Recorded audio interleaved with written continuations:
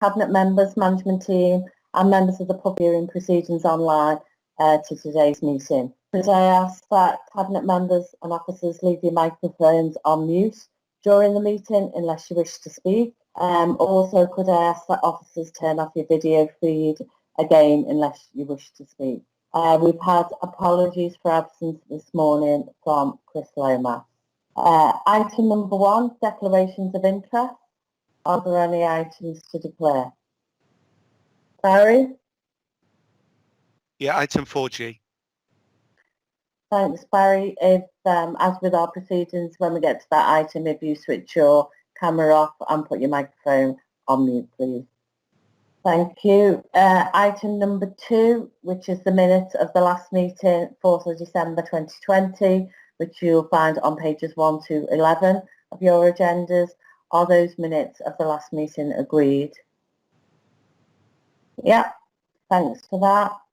Item number 3 is mayoral reports, and there are none to be considered today, which leads us on to item number 4, which is mayoral recommendations. We have quite a number today. We have 9 public recommendations to consider from the main agenda. Item 1, which is pause delivery model for Liverpool City Region. But this item is on pages 12 to 20 of your agenda, and the recommendation seeks to approve to enter into a partnership with the registered charity Pause alongside Wirral, Holton and Knowsley to develop a regional programme. This will help to address the increasing demands on statutory services and rising numbers of looked after children, and the need to safely manage a reduction in children becoming looked after. Lynnie, would you like to say a few words on this? Thanks, Wendy. I just want to welcome this report. It's really important that this invest to save model, and it is a pilot, and it's invest to save, so we won't see immediate results. It might be a bit longer term, but this is around the impact on mothers and those who have repeat children removed. So it's really important that we do this, and we work with our partners in Wirral, Holton and Knowsley, and I welcome this report today. Thanks. Thanks, Lynnie. Any other comments? No? Are the recommendations as set out in the report agreed? Yeah. Item B is the acceptance of the DCMS Heritage Recovery Funding for St George's Hall, and that's on pages 21 to 25. And this recommendation seeks approval to accept the DCMS grant of £250,000, which will go towards the development and implementation of a digital immersive attraction in St George's Hall. This is really important, particularly given the online cultural activity that's taken place, during COVID, but also I think in really growing that cultural offer. Gary, would you want to say a few words on this? Yes, Wendy. Chair, the St George's Hall is a great venue. Obviously, it's been closed for most of the time during COVID, except for being used by the magistrates and by the registrar. But what we would like to do, it's the People's Hall, and we want more of our younger people, our older people, everyone in the city involved in their St George's Hall. And this is one way to bring people into the hall, to explore the hall, to be educated on culture and heritage, etc. So it's a fantastic experience, but its doors are closed. And this will open its doors for everyone. So I welcome this. Although I have no direct personal interest in the actual hall, I should say that I'm one of its trustees, but the trustees, although we're responsible for protecting the hall, we don't financially gain from this grant ourselves. It goes to the City Council, and that's important to say. Very much welcomed. As soon as COVID and restrictions are over, I would plea for every single resident in our city and our city region and across the country and our international visitors to come in and see where Charles Dickens did his plays, come in and see the amazing organ and see the fantastic Minton floor tiles and see the Kitty Wilkinson statue and all the future statues, because it is a wonderful building. We don't see it enough. This digital experience will allow us to see it more. Thank you. Thanks, Gary. Any other comments? No? Are the recommendations as set out in the report agreed? Yeah. Item C is the MSP Acceptance of Violence Reduction Partnership Funding, and this recommendation seeks approval to accept £125,000 from the Police and Crime Commissioner, which will be used by the Mersey Sports Partnership in leading the sports sector towards creating and implementing interventions to prevent young people from becoming involved or a victim of violent crime and antisocial behaviour. And that report can be found on pages 26 to 30. Any comments from anybody on this report? No? Are the recommendations as set out in the report agreed? Yeah, thank you. Item D is the Liverpool Local Authority 2022-23 school admission arrangements on pages 31 to 75, and the recommendation seeks approval for the admissions arrangements for that school year 22-23. Barbara, would you like to say a few words on this? Thanks, Chair. There's actually been no change from previous years, so it's really just business as usual, but the report does need to be signed off. Thank you. Thanks, Barbara. Are the recommendations as set out in the report agreed? Yep. Item E is to approve to award network hardware supply and support contract, and the recommendation seeks approval to award a contract for the supply of ICT network hardware and support. Any comments from anybody? No? Are the recommendations then as set out on pages 76 to 79 of the report agreed? Yeah, thank you. Item F is the Council Tax Support Scheme 2021-22 and the outcome of consultation. The recommendation sets out the outcome of the consultation in respect of the Council Tax Support Scheme for 21-22.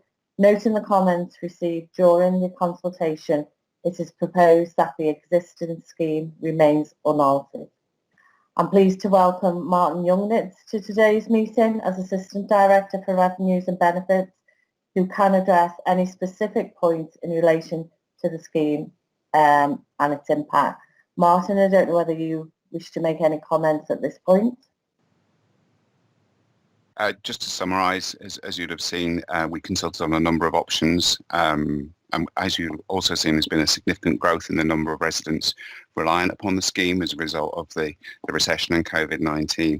And the clear outcome of the consultation was, in terms of a limited response that we had, to retain the existing scheme unaltered.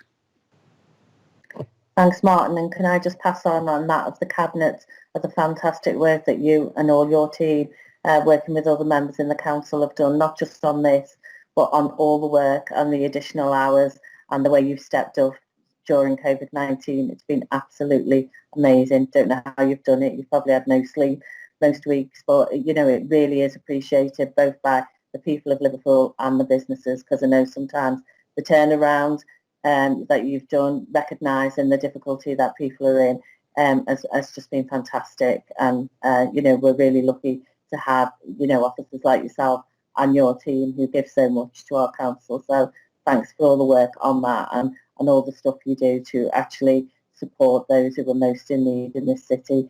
We've got some amazing services, and your staff are always readily available to councillors to support them through that minefield of benefits and benefit maximisation and lots of other stuff. You know, if it's not your team, you always direct people the right way. So, you know, we really do appreciate that. And I know you work with officers from right across the council as well, but really well done. And, you know, if you get some time off over Christmas, make sure you do relax, because I'm sure you need it. Barry, you wanted to ask a question or make a comment? Yeah, I just think that this is one of a combination of hardship support measures that and poverty relief measures that we take as a council, which I think sets us apart from nearly every other council, certainly in England, in providing the support for those who are experiencing and increasingly so hardship in the city. It's something we've had in place probably I think for about 6-7 years now, and it it's great, and it shows the commitment of the council to supporting people who are experiencing real difficulty at the moment at such a very difficult time, and our commitment and support for them. And obviously I echo what you said about with Martin and his team. I think it's one of the best departments in the council, and so quick and responsive. I think the support for certainly my constituents this week, again, just in providing that reassurance and that temporary support to help people go through a very difficult phase. So I'm really pleased and proud that we're able to continue with this measure. Thanks, Barry. Any other comments? No? On this basis, can I move then that the existing council tax support scheme be retained unmodified and submitted to full council on the 20th of January 2021? Agreed? Yeah, thanks for that. Item G, Barry, if you wish to turn off your... Deputy Mayor, could I also declare an interest in this, and I'll turn off my microphone and camera as well for the same reason. Thank you, Chair. Thank you, Paul. Right, item G, which is the new selective licensing designation 2021 to 2026, and the recommendation seeks approval to submit the new selective licensing designation to proposal as set out in the report to government. This scheme is essential to ensure standards in the private rental sector are maintained for the health and well-being of our residents and communities. The report can be found on pages 97 to 374. Any comments from any cabinet members on this? Lynnie? And Wendy, can I just say, I know previously how hard Louise and the team worked, and I'm sure they've worked flat out, a bit like Martin and the team. This is so important to the city that we get this for our vulnerable residents. So well done to Louise and the team, and hopefully we'll get the right decision this time because we desperately need it. Thanks. Thanks, Lynnie. Yeah, and I echo that. Any other comments? Hi, Chair. Yeah. It's Laura. Hi, Laura. Thanks, Chair. Just because I represent a ward like you do, Chair, with a very high level of private rented, property in it. So I absolutely know the value of this scheme, and add my thanks to the team, for the council staff who've done the work to get this report back up and back to government, but also to thank all the residents and everyone who's participated in that public consultation. Thanks, Chair. Thanks, Laura. Yeah, that's really important, and I think it is worthwhile recognising that although we lost our citywide campaign, the team have continued to work hard and work really closely with local councillors in addressing some of those difficulties, and particularly in certain wards in the city that do have a higher proportion of privately rented properties. So again, another part of our council who are doing amazing work in really difficult circumstances, and I hope that we get that scheme back on board soon, because it is literally a lifeline to some families when you see the conditions that some people have to live in. It's appalling at times, and certainly we want the standard of housing for everybody in our city to be of a great standard. So hopefully we'll get the result that we want. So are the recommendations as set out in the report agreed? Thank you. Item H, which is the Alleyway Improvement Programme update and investment in future phases, which is on pages 375 to 382. And this recommendation seeks approval for the next round of the repair works to alleyways. This is really welcome news, and we'll see a range of refurbishment and repair work carried out in degraded alleyways, alongside changing the waste collection arrangements for those terraced areas and helping improve local environmental conditions for thousands of residents. This is an amazing programme. I can speak from experience, having, it's going on in our ward at the moment, and I know there are others where this is taking place. It doesn't just regenerate those alleyways, it actually does bring the community together.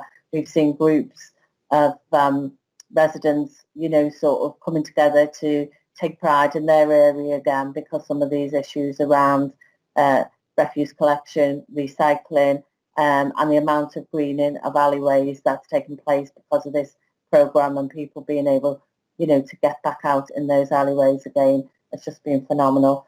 So the team are doing an amazing job. They're actually connection with the community and then listening to the community and working alongside them.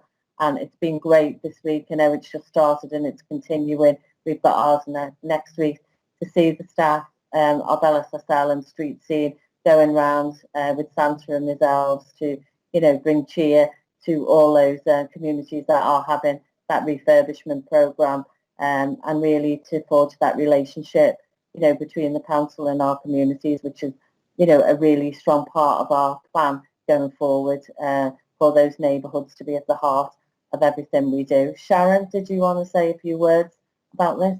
Just to echo everything that you said about how amazing this scheme is.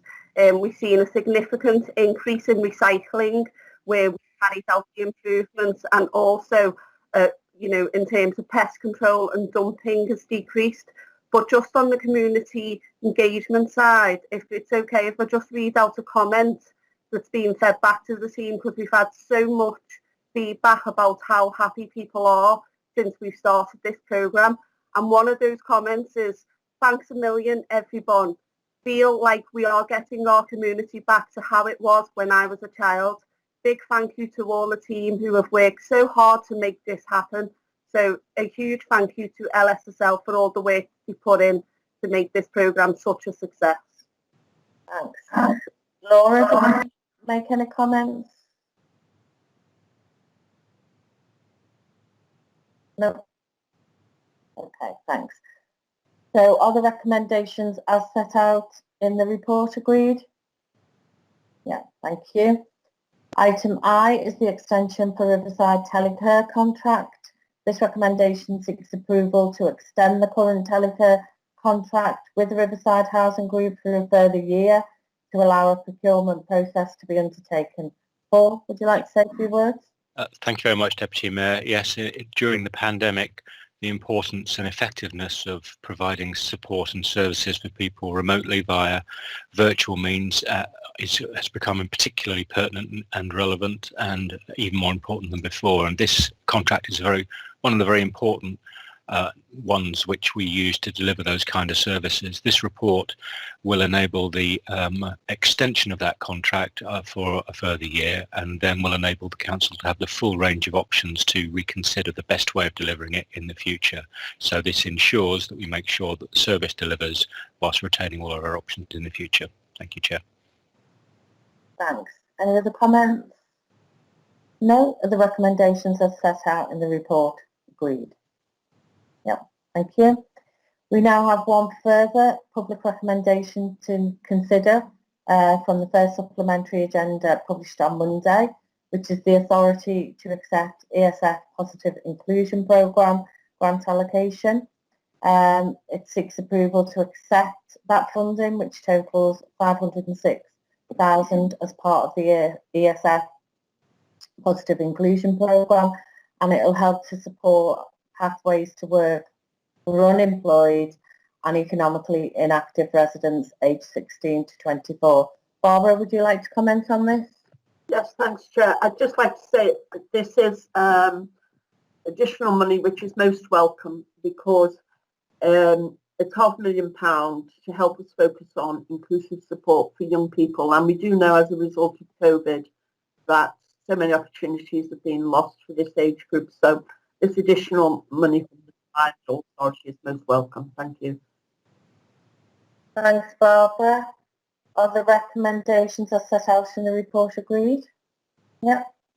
Our next item is the budget update from 2021-22, and the report provides the update for that period following the publication of the spending review, and outlines the process for consultation on a number of budget savings options detailed later in the report, and this report can be found on pages 472 to 658 of the agenda.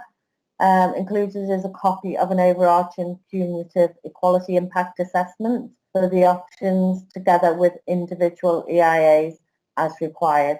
They're online and have been circulated. Mel, would you like to talk us through the report, please? Thanks, Chair. Just to say that the report does present a balanced budget position for next financial year, subject, of course, to consultation. The report is a new step in our budget setting and monitoring process. And what we wanted to do was to strengthen what was already a robust process by making sure people were clear on what it was we were going to consult with in the budget process, but also to try to ensure that we get full year savings proposals in next financial year. So also sitting behind the EIAs of full implementation plans for these savings. But like I said, it is all subject to consultation, and the proposals will be included in the budget report that then goes through to full council in March. Thanks. Mel, any questions or comments? Paul?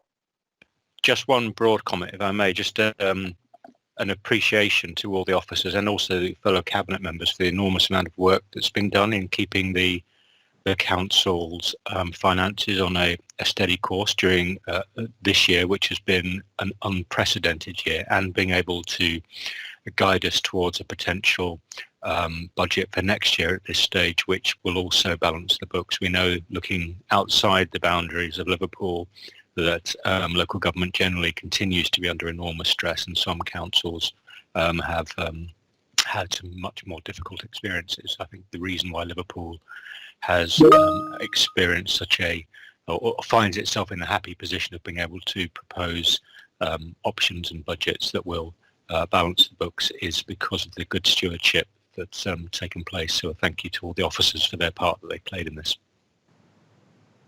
Thanks, Paul. Any other comments from anybody? No, I'd also like to echo my thanks, Mel, to you and all the team and all the departments that you've worked with. I know the amount of hours that people have put in and the additional work that you've had to do in such unprecedented times during COVID-19, not only having to deal, with some of the worst austerity, that we've faced, but also have to deal with such a crisis for individuals and for businesses in the city, and to work, with teams across the council to try and look at innovative ways, of meeting that need and that demand, whilst also bringing to us a balanced budget. I know the amount of work that you and the team and officers across the council do put in to this, and yourself and Peter Casterson in sort of particular, sort of reporting back to us as Cabinet all the time on those updates. And I know the work that you will do in the consultation in helping people to understand, what the budgets actually mean, what those figures mean, and the stories behind that, in relation to the EIAs, etc. So again, some fantastic and outstanding work, that's gone on, and we really do appreciate it right across the Cabinet. I know each of the Cabinet members, when they're doing the budget briefings, have had that opportunity to speak through those proposals. As you say, they're out for consultation. They're not definite as yet. And again, sort of working towards next year as well, thinking about what may face us going forward. It's really important that we work together as a team to make sure, as we've always done, that our city continues to grow while we protect those most vulnerable. And, that's something you've been able to do fantastically across the last 12 months. So thanks for that. Any other comments? No, other recommendations are set out in the report. Agreed. Thank you. We do have one partially exempt report this morning, and I suggest that we consider that as published on the main agenda to the meeting. only the appendix to that report is exempt. So unless Cabinet members have any questions, Barry, is that a question you have? No, I just think that for those of you that if you haven't been to Paddington Village... Sorry, I'll bring you in a minute. It was just sorry, yeah. Nobody had any questions in respect to the report, because if they did on the appendix, then obviously we wouldn't be able to have it in public. But nobody's got any questions on the exempt part of the report? No. So the recommendation provides an update on the project progress, as well as seeking authority for a range of actions which are necessary to continue the works at Paddington Village, and including updates to the revenue budgets, the capital programme, and that's been needed as a result of COVID-19. Barry, sorry, I know you've got comments on this scheme as a whole.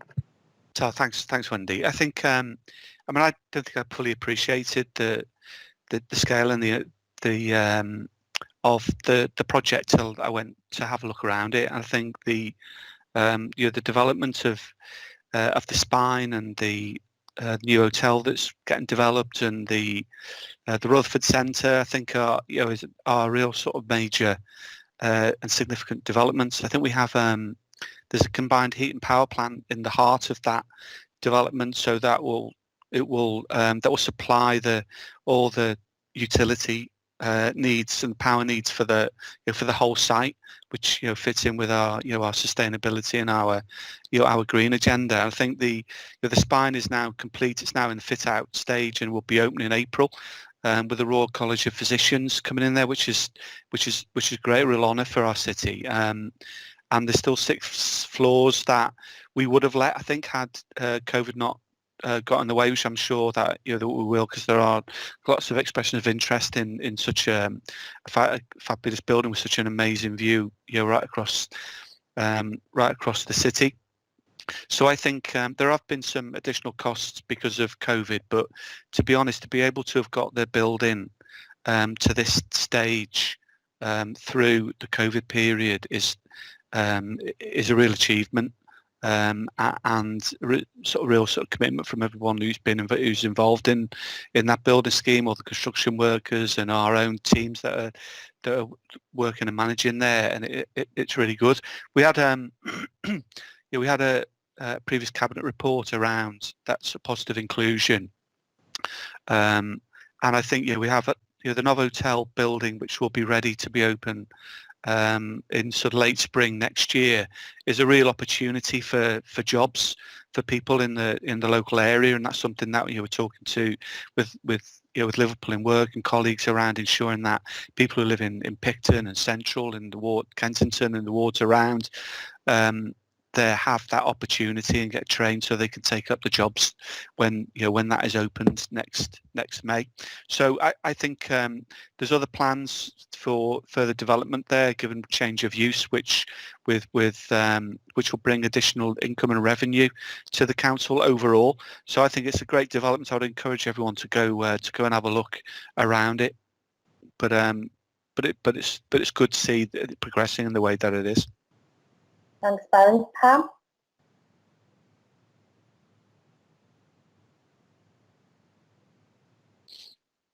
You're on mute, Pam.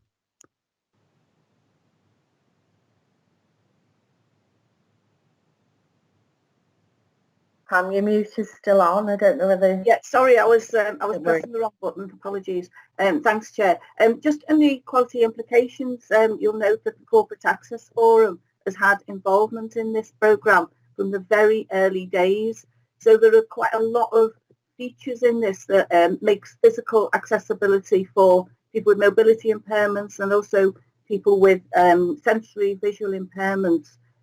So I'm really pleased with the progress here, and in particular the accessible hotel, because it's an absolute nightmare anywhere in the country trying to find somewhere, if you're a wheelchair user, to stay. And that we're going to have in there one room that's got a hoist, and the nearest one, I think, in the northwest is in Blackpool. So this will be a first, and there will be others in this city that provide that level of access. And I really want to thank the Inclusive Design Officer for the considerable amount of work that he's also put in in achieving this. And also all the outside, the public realm areas and the buildings, the spine and so on, all came to the Corporate Access Forum. So we've been able to make this a really good site for disabled people, for everybody to be included. Thank you. Thanks, Pam. Any other comments? No, so the recommendations are set out in the report. Agreed. Yeah. We have no reports for agendas item 5 and 6 this morning. In respect of item number 7, which is the Chief Financial Officer's report, we have 2 finance reports to consider, both of which are part of the monthly monitoring of our financial position. Item A of 7 is the Revenue Monitor 2021 and Budget Update, and the report sets out the revenue forecast as at month 7 of the current financial year. In addition, it also provides an update on the budget position. Mal, would you like to say a few words on this report? Thanks, Chair. The Month 7 monitoring report shows a much improved position, with the council being in an overspend of 1.8 million. That improved position comes from 2 things. We've had improved funding through from government around the pandemic, and also a review of the estimates that we had in place, and we've been able to revise some of our expenditure estimates downwards, leaving us with a manageable £1.8 million overspend. Thanks, Mal. Any comments? No? Other recommendations are set out in the report. Agreed. Yeah. So item B of that part of the agenda is the Capital Programme Monitor for the same period, 2020-21. And the report provides an update in respect of our capital programme as at month 7 of the current year. Again, Mel, would you like to say a few words on this? Yeah, just very briefly on this one. We're continuing to see the impact of the virus with delays on schemes, so you will see the estimate for spend on capital has been revised downwards. Thanks, Mel. Cabinet members have any comments? No? Other recommendations are set out in the report. Agreed. Yeah, thank you. Item 8, we have 1 set of minutes to consider, which is the Highways and Public Spaces Representation Committee minutes. The item comprises of that meeting, which took place on the 15th of December 2020. Are the recommendations as set out in the report agreed? Yep, thanks for that. In respect of mayoral announcements, I mean, obviously we have had the decision this week that we will be remaining in Tier 2 as a city, which is great news for us. But certainly, you know, as Paul and Matt on the line will know from their very detailed briefings around COVID-19 and the reports that we get into Cabinet, and we're sharing as widely as possible as a council, that we're certainly not out of the woods. Clearly, you know, we've seen, you know, very small rises so far, you know, from where we were a couple of weeks ago when we went into Tier 2. But the next couple of weeks is going to be that crucial period for us all. Obviously, Christmas is a week away this time next week. Big man himself will have been, you know, and certainly, you know, it's a time that people do love to spend with family, friends and loved ones. And I think this has been a very unique year for us all. It's been a very difficult time for everybody. And I think it's going to be a very different and quite a difficult Christmas for a number of people. And I think we do need to keep on with our messages, to be clear about the steps we need to take to keep this virus under control, to continue to go and get tested. You know, if you are going to use up that facility, and just because you can have a bubble of 3 between those 5 days, doesn't necessarily mean everybody has to take that up. And I would urge that if people don't feel the need to have to do that, that we limit our contact with others as much as we can. But if we are having that contact, to make sure we do maintain that social distancing, you know, we are wearing masks where possible. We're continually washing our hands as asked. And if we are going to visit other households or meeting people in the community, you know, we have got that amazing facility of being able to be tested all the time here when you're non-symptomatic. So basically, you know, go and get tested before you visit, you know, even for that peace of mind for people. And I think as well, you know, we must pay tribute, you know, to our communities right across the city who've done amazing work this year in reaching out to those who have been shielding, who have just been too scared to come out, some people, particularly those who have health conditions, to people who are isolated because their family and friends are either in other parts of the country or maybe even live abroad, and people who are worried, you know, financially. They're worried about how staying at home, you know, has increased, you know, their fuel bills, has increased the amount of food they're using, particularly, you know, when kids are sent home from school. And again, I know we paid tribute before, but working with our communities, charities in the city, you know, and our fantastic teams at the council, we have reached out to so many people at this time. But it is sometimes, you know, a time when people, you know, do let their hair down a little bit, particularly when they've worked hard all year. And we've just asked people to be extra vigilant, you know, sort of make sure you are wearing those masks, particularly when you're shopping, perhaps if you're going to hairdressers, you know, beauty appointments for those who do, etc. You know, those people are having to work.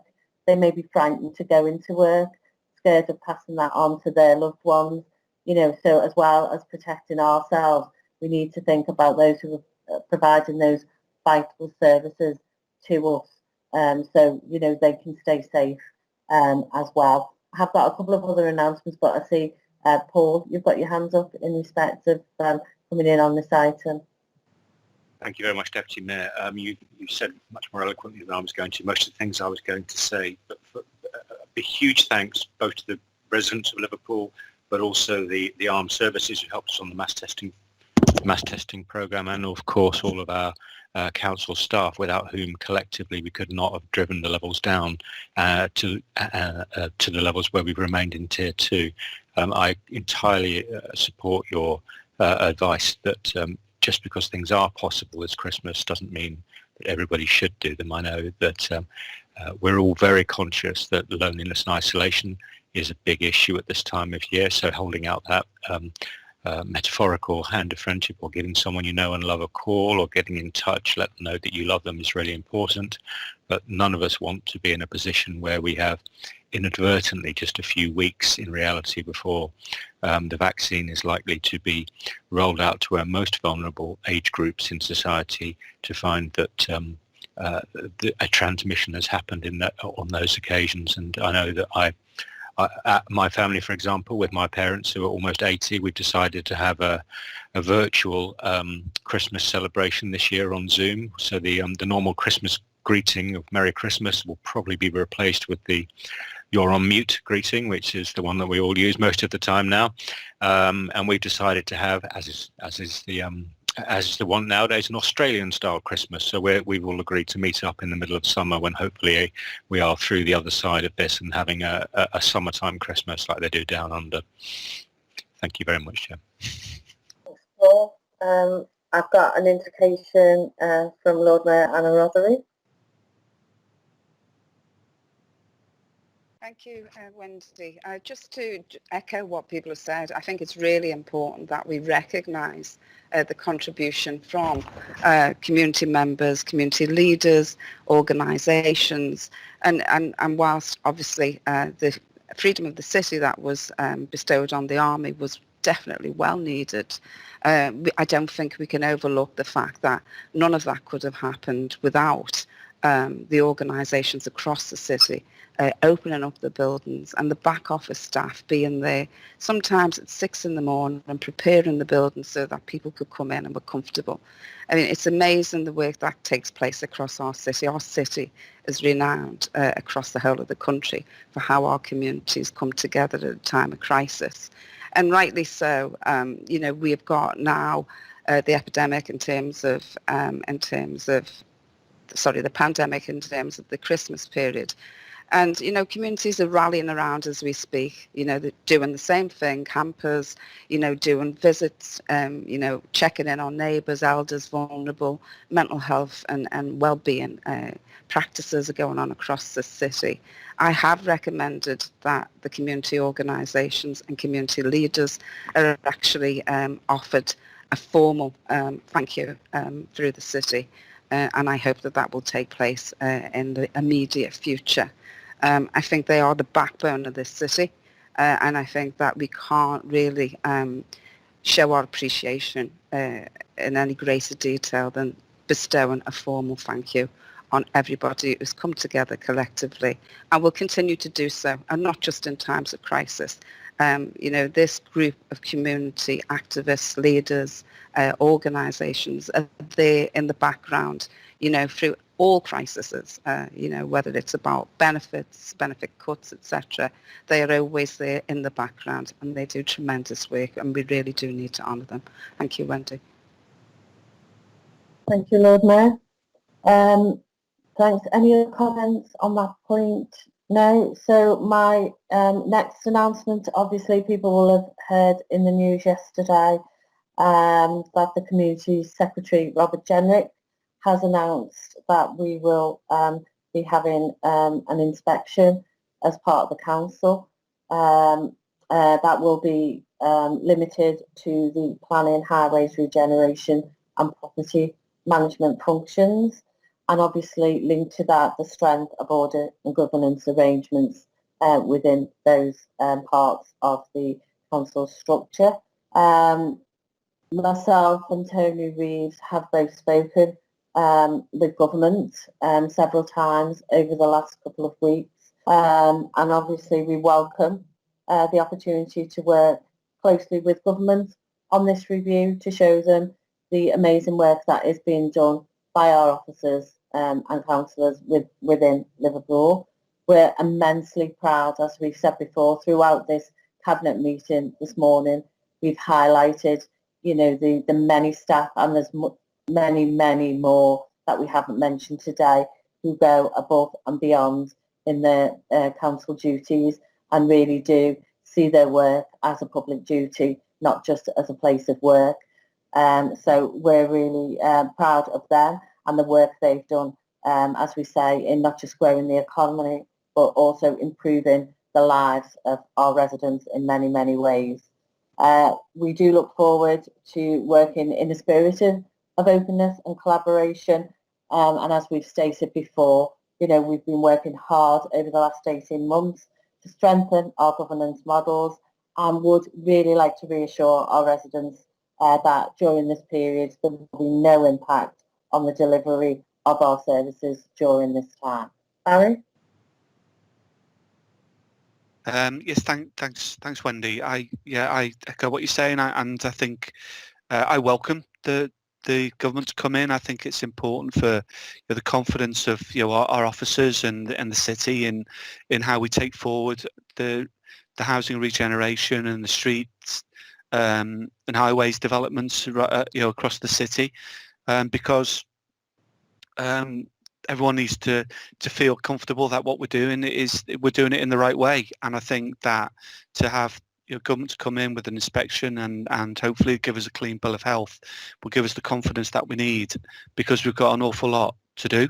In terms of how to meet a lot of the housing needs, to maintain the business development and infrastructure within the city, and or maintaining our all the connectivity and the road networks and our open spaces. All these things are critical to people's lives, and I think it's important that the confidence is there that the city is taking these forward in the right way. So I too, like you, Wendy, I welcome them coming in, and I look forward to to a positive result from it. Thanks, Barry. Paul? I'm very sorry, my hand was still up from last time.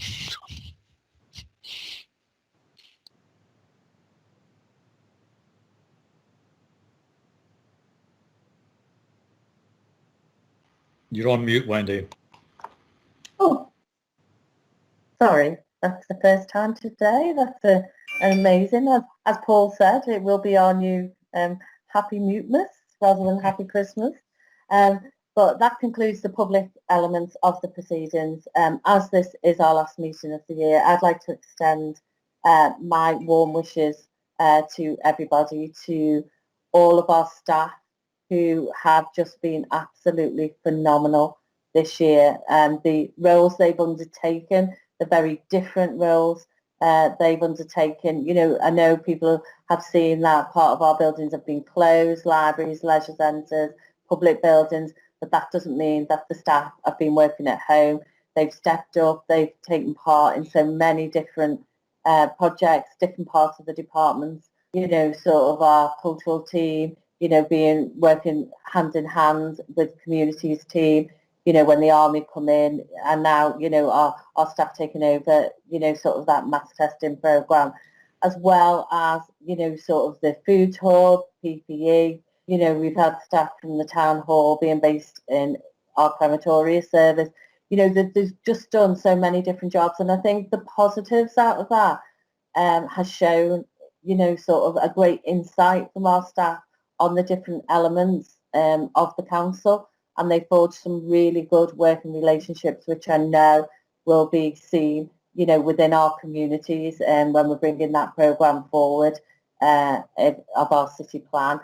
So I'd like to wish everyone a very Merry Christmas, a Happy New Year, and just to remind everyone again, stay safe, follow the rules, and make sure we do look out for each other and look out for those in our communities, our friends, our neighbours, who will be alone this year, not just because of COVID. There are many people out there who Christmas is a very, very difficult time of the year for them. So to look out for those people, you know, just knock, say hello, you know, that does mean a lot to people, just to hear another human voice across, you know, a period when they're isolated. So stay safe, enjoy the rest of your weekend if you can, and look forward to seeing everybody in the new year. If the Cabinet can stay on.